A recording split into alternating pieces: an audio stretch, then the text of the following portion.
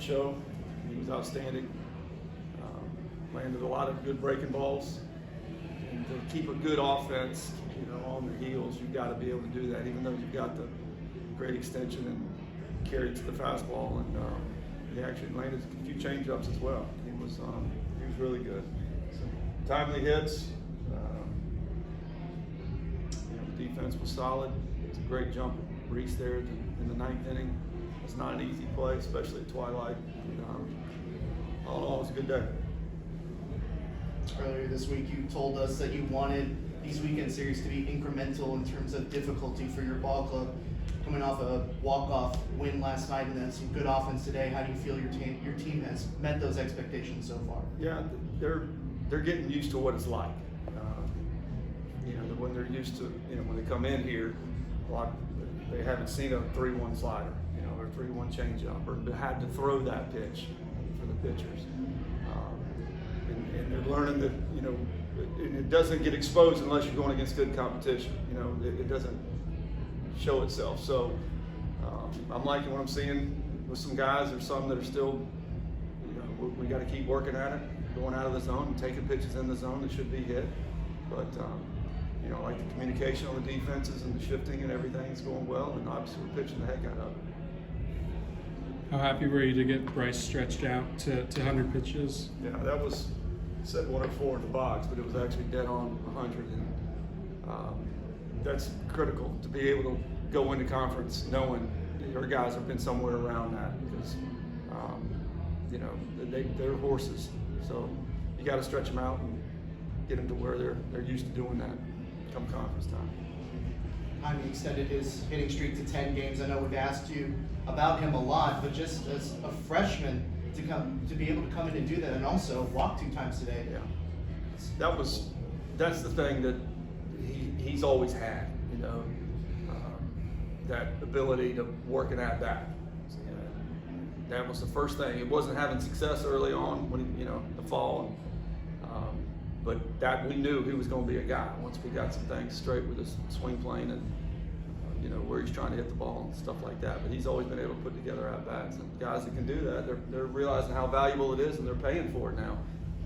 MLB guys that's what they're chasing. So he's got a chance to be really special. I'm just kind of wish you had a little bit more answers coming out of the bullpen at this point in the season. But just, I guess, your thoughts on what you got out of David and Dylan and where you want to be at in terms of who you can bring out. Yeah, again, coming in and firing strikes.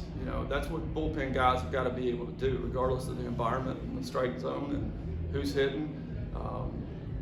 They've got a bunch of guys, just like Mercer did, that have reverse splits. And, when I say reverse splits, and generally left-handed hitter, hits better against righties and versus lefties and vice versa. But, they've got to be able to come in and fire strikes. But I know what we've got down there. I'm content with what we got. And Davis was down there getting ready, and he felt 100% today, so we were ready to use him. And Wyatt Crowell, and you'll see both of those guys tomorrow. Davis.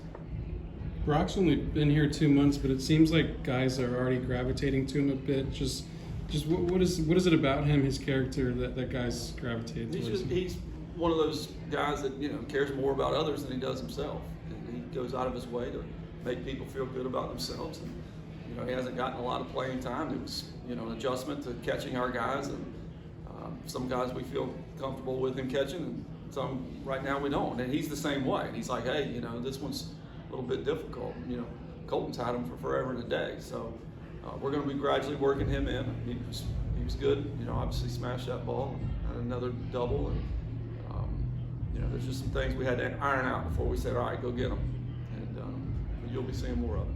Did you know he had that kind of pop? I think it was 453 off the bat. Yeah, he's very strong, and he kept his hands in tight. And that's one of the things that we had to work on. He wanted to cast him, everything. Yoki State apparently had flew big time to left, and that was the thing. He wanted to get out and get extended and hook everything. He did hook 2 today, but again, the pitch dictated it. It wasn't something he went out and around and got away with. That's the way he used to him, right? How valuable is Logan for you guys? Yeah.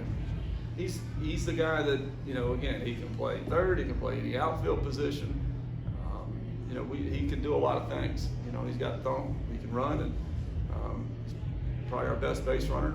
You know, and he's just a comforting, relaxing situation. You know what you're going to get out of him, and you know, he's been, you know, getting a little bit of the chase bug, and it was good to see today he didn't have that stuff. So he's got to stay compact, let it get deep, drive it the other way, and run like crazy.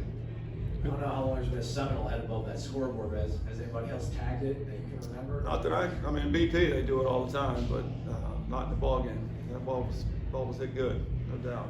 We got to get better. We got to be ready to go tomorrow. Those guys are going to come after us. They're a very good ball club. They're going to come after us. They got more bullets down there in the pen and another good starter. So.